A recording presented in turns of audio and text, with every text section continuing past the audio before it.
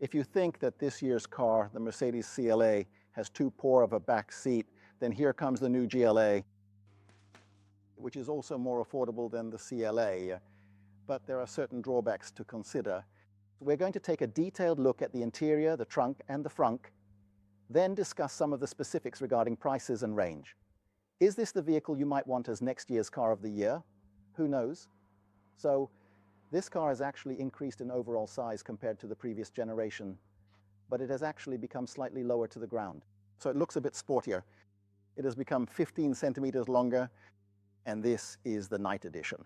There are lots of different versions available. Here we have this stylish, cool matte finish paint job. Yes, there are truly a lot of options to spec and personalize this car with. It starts at a price of 48,000 euros over in Germany. I personally think it looks remarkably good. It actually looks impressively wide and quite stylish from every angle, especially in this configuration. And over there, by the way, is the gasoline version, which has a 1.5-liter engine and a 48-volt system. We can take a look at that one too. It won't go on sale until later, around the end of the year, I would say. But this one will go on sale very soon. Shall we take a look in the trunk? So this is basically the family version of the CLA, you could say, because the CLA is really nice and cozy in many ways, but the back seat isn't any good. So what do we have here? This is supposed to hold 410 liters compared to 405 in the CLA. So in terms of volume, there's really no difference, but it does have a split folding rear seat. Let's see what it looks like here then. Here we have some space, but this is where the engine is located. It comes in both rear-wheel drive and all-wheel drive versions. The car here, it doesn't offer much at all. So there is a small amount of storage space, but not like the Tesla or the Volvo EX60 tub. No, I personally think that is quite a shame. Now let's see if this can be folded down electrically. Maybe it can.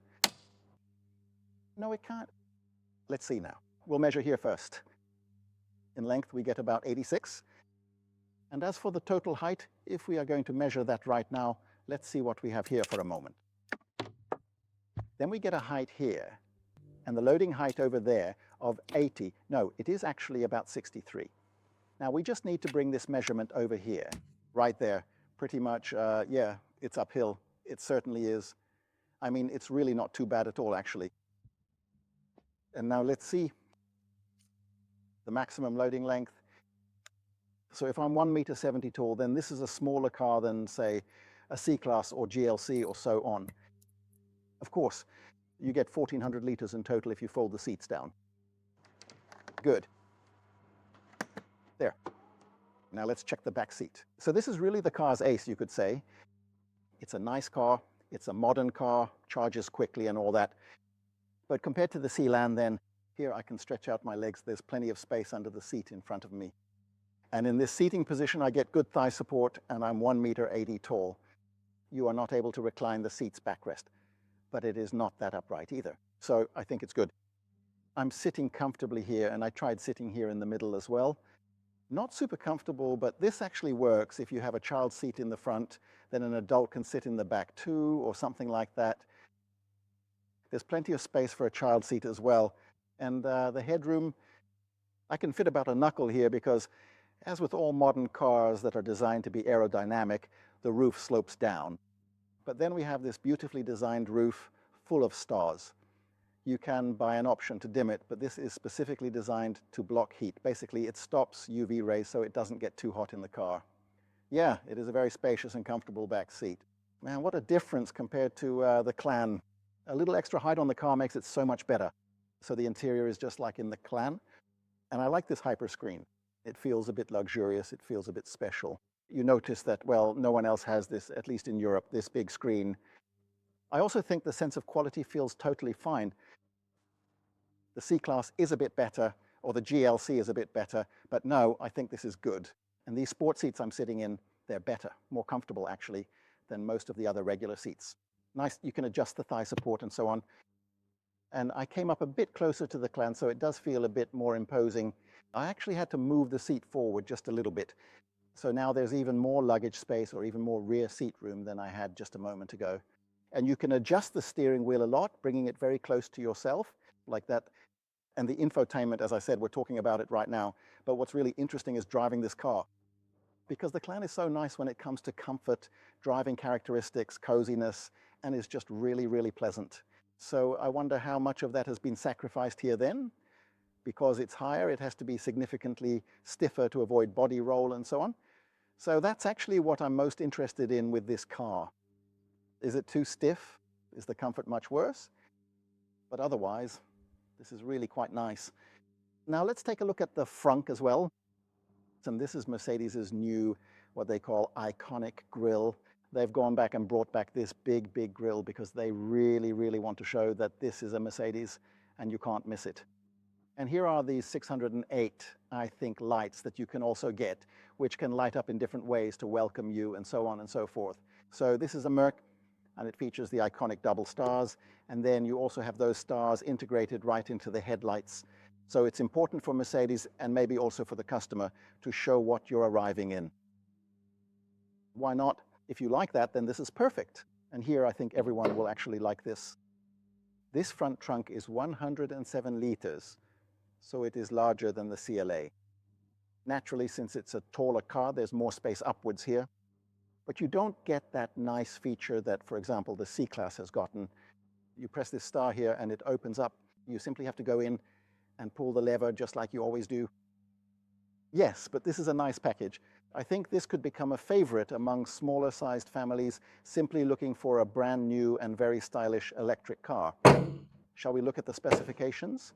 There are several different choices to make as well. We have to choose the right one and we have to look at the prices. What does it cost? And how much does it cost compared to the CLA? So there are 3 different drivetrains for the electric version so far. It has 224 horsepower, a 58 kilowatt hour LFP battery, and it goes 44.7 miles WLTP with a price of 48,000 euros. And this car costs about 1,000 euros more. Now we're talking German prices, whether it's a CLA or a GLA. Then if you move up a step, which I think is the one most people will buy, that's the 250 plus. 272 horsepower, 85 kilowatt hour battery, and 65.7 miles, that is 657 kilometers of range, 55,000 euros in Germany. And if you want all-wheel drive and a bit more punch, then of course you can buy the 350 4MATIC electric, 354 horsepower, same battery, 85 kilowatt hours. Then you get 643 kilometers according to WLTP, 58,000 euros. We have the standard gasoline-powered GLA model. You can definitely see that from the grille. It has this illuminated trim, but it also has a substantial air intake to let in plenty of air for this 1.5-liter turbo 4-cylinder, which is supported by a 48-volt system. So you can maneuver this car, maybe drive a bit in traffic jams, reverse and so on, but it's not an electric car. And what's interesting is that this platform, it's the same platform. So they produce both electric cars and traditional internal combustion engine vehicles on the same platform. That saves money and gives flexibility to the production. Now let's take a look. What I'm most interested in here is, of course, the back seat. Did it get better because you don't need a battery? And how about the trunk space? The back seat then. Yeah, I can really tell there's no battery pack under here. I can even sit like this with my feet, heels tucked all the way in, and still get plenty of solid thigh support. So I'm actually sitting a bit more comfortably now with much better thigh support way back here. But at the same time, my heels hit there, so I can tuck them in. And then we have this little drive shaft tunnel here that takes up some space. However, if you're interested, the back seat is significantly more comfortable in this car, and the front seats feel decidedly more high-end. I think they look nicer too. They probably sit a bit lower as well. Yes, this one feels a bit more luxurious, but that might be because it's a different specification, but a better back seat for 2. So now let's take a look in here. This is going to be exciting. Earlier, I forgot to mention that the towing capacity for the electric versions, all-wheel drive, is 2 tons. And for the rear-wheel drive ones, it's 1,500 kilos. At least those are the figures I've received. This looks exactly the same as the electric version. Let's see, so I'll open this up here. It's possible that it's a little bit more, maximum 5 kilos, it says here on this one. It's possible that there's a few more centimeters of clearance under there, but really not a big difference, which is a bit surprising. I also actually forgot to measure the width of the cargo space here. 1 meter. So if you buy the standard gasoline-powered version, you mainly get a slightly better back seat, but not to the extent that it would be a decisive factor, I would say. But it is just a little bit better. And looking at this interior, I was also quite tempted by the comfort of the front seats, but I would honestly rather buy the electric one. But the single biggest disadvantage of this car when compared to the CLA is, of course, the overall driving range. Because it's built higher and is a bit bigger, you lose about 11 miles on the 250 plus 77 compared to 65.7 miles. So if it's extremely important for you to have a really maxed out range for long trips, then you obviously have to buy the CLA instead. But I think most people will actually manage just fine with this.